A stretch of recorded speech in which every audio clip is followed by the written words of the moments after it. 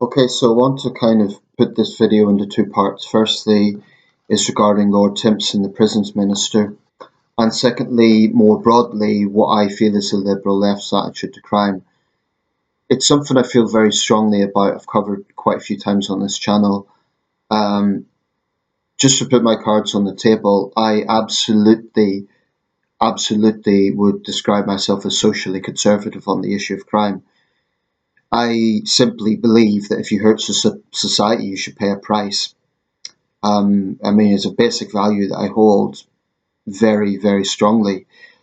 And so I really have a problem with the ideology of being hostile to the notion of criminals being punished, which, we could call a lot of things. I would say that it's soft on crime, to put a label on it. I think that is a soft on crime attitude, and it's something I have no tolerance or respect for, because I think a soft on crime ideology fails victims, endangers victims, is undemocratic, and it's untenable in the long run.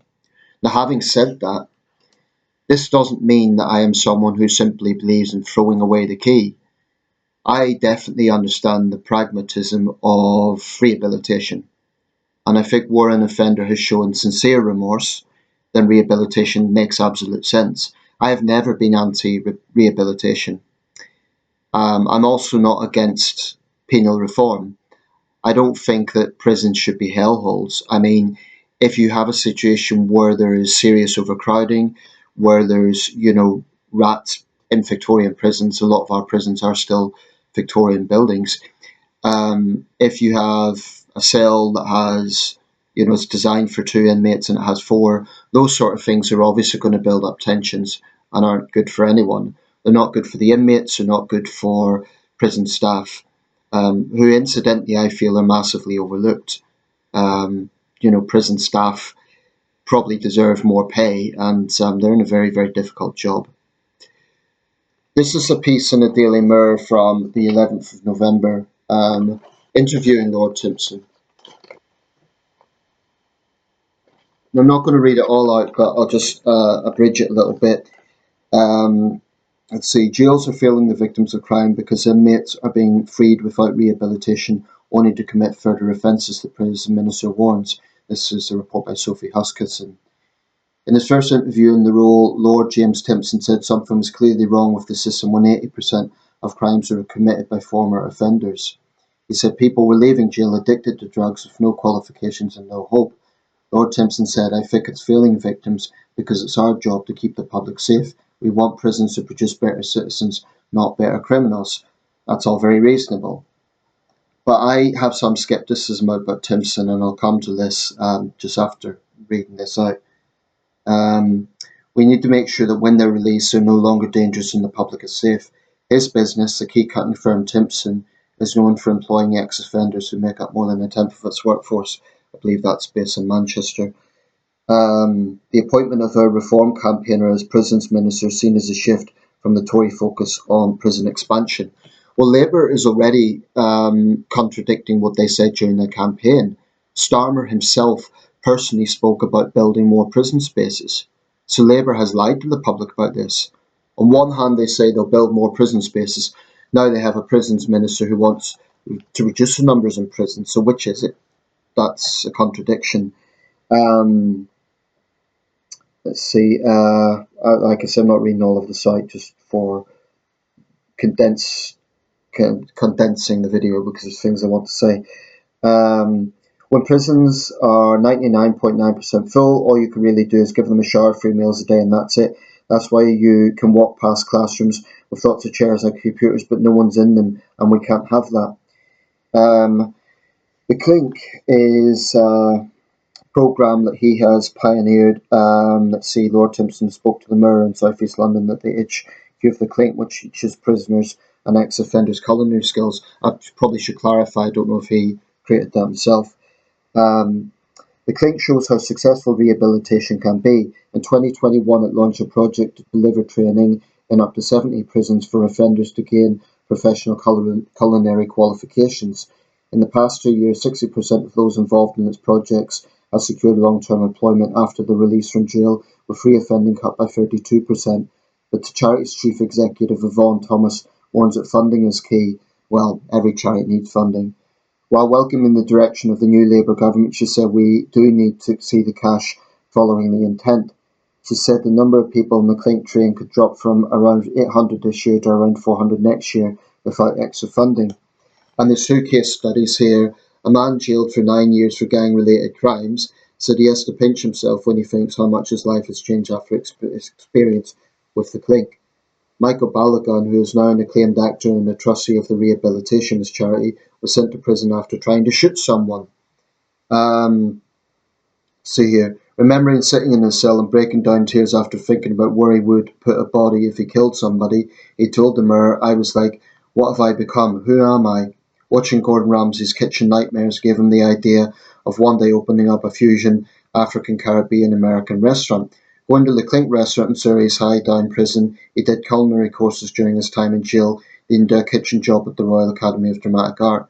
And there's a picture of him in one of those performances. Turning porridge into pies, a woman serving a drug-related sentence says the opportunity to learn cooking has been a blessing. Ursula Drozd, that's D-R-O-Z-D, left the Clink, has given her hope in the future. She is released to the rehab charity Daily from HMP Downview in Banstead, Surrey. She said, I've done level 1 professional cookery and I'm nearly at the end of 2. I love it. I understand the whole process of baking.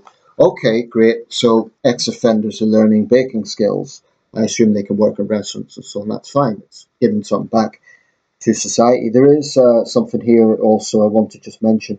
The government has commissioned an independent review into sentencing and is also launching a women's justice board to reduce the number of women in prison. I've always questioned that. If a woman commits the same crime as a man, why should she get a lesser sentence? You know, there are people in prison who maybe shouldn't be there. I will say that. For example, I don't think someone should be in prison for a non-violent drugs offence unless they're a high-level dealer. I don't think that a woman should be in prison for soliciting in the sex trade, for example. But if a woman has committed an act of violence, even if it's not an act of violence, for example, if she has frauded a pensioner out of their life savings, why shouldn't she be in prison? I think it's fundamentally sexist to argue women shouldn't be in prison because they're women. So, particularly given that the vast majority of inmates are men, I think it's just a sexist argument. So this is my take on it. Some of what Timpson's saying is obviously sensible. You know, if you get absolutely no form of skills on the outside, then a criminal's going to think, well, I've got no work, I'm just going to go back to my old ways. That obviously makes sense. So it makes sense to give them skills. I'm not against that. My concern with Timpson's attitude is he is failing to understand public opinion. You know, all of this may have good intentions, it may even be practical, but I don't think he has done enough to say that actually some people should go to prison. Yes, he makes his caveat, about 1/3 should be in prison. 1/3? I would strongly question that figure. I would say more like 3/4. There may be some people who shouldn't be there, not paying a TV license, a non-violent drug offence. But I think there's another fallacy with Timpson's argument with those who support him, namely this idea that people in Britain, when they commit a crime, are simply thrown in prison. The reality is there are thousands and thousands and thousands of offenders who don't go to prison. Timpson's ignoring that. You know, I appreciate his remit as the prisons minister to raise these issues, but he is being disingenuous if he's making an argument that people are simply thrown in prison. He has said that we're too fond of punishment in this country. A lot of victims of crime would raise eyebrows at that one because they would argue that sentencing is too lenient. I mean, if you're on the liberal left persuasion, you're going to be cheering for Timpson because he is saying what liberal leftists always say, which is about rehabilitation and, reducing reoffending, and that's fine. I'm not against that. Obviously, everyone wants lower crime rates. But I am uncomfortable with Timpson's hostility to the very idea of punishment. I think for a government minister to fail to see the public optics on that is concerning, particularly when Labour's opinion polling at the moment is not good. You know, when inmates were released early, the public were infuriated by those scenes of people opening champagne. It was like they were gloating at their victims. Starmer said it made him angry. But when it comes to crime, I think this government is sending out very mixed messages. Starmer and Cooper talked tough on crime. The rioters got hefty sentences, rightly so. Yet simultaneously, Starmer robustly backs his prisons minister who says we punish too many people. So which is it? Labour is sending out a mixed message on this.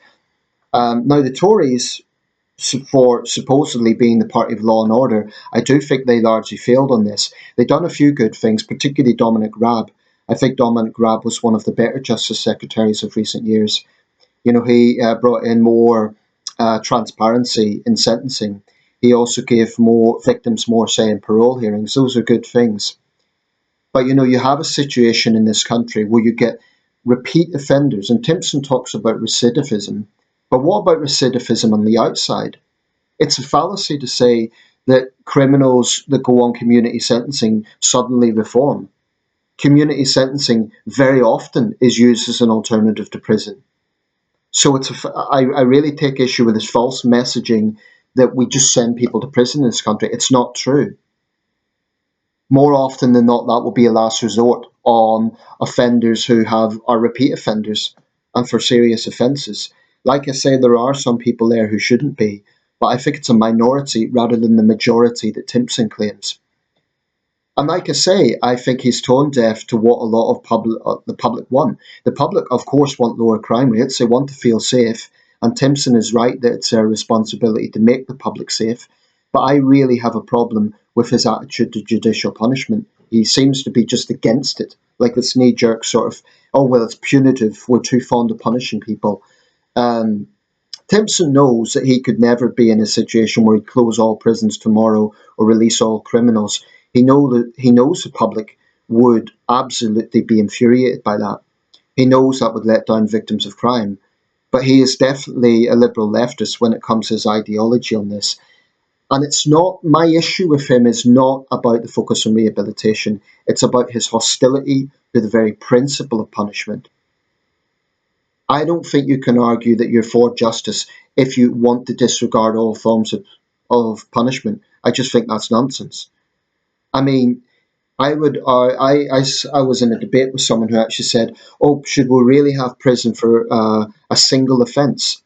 Well, what if the single offence is murder or rape or another heinous offence? It may only have happened once, but that has an utterly devastating effect on the victim's family. So that's nonsense. Saying that, oh, it's only one offence, only one rape, only one murder. I mean, it's very clear that those sort of heinous crimes should result in a long custodial sentence. Proven, of course. There has to be due process and solid evidence. But I'm, you know, as a conservative on crime, I'm wary of Timpson's position. I'm not totally against it. You know, certainly it makes sense if offenders can be productive to society rather than just reoffending. I'm not against everything he's saying, but I am wary of his attitude towards punishment.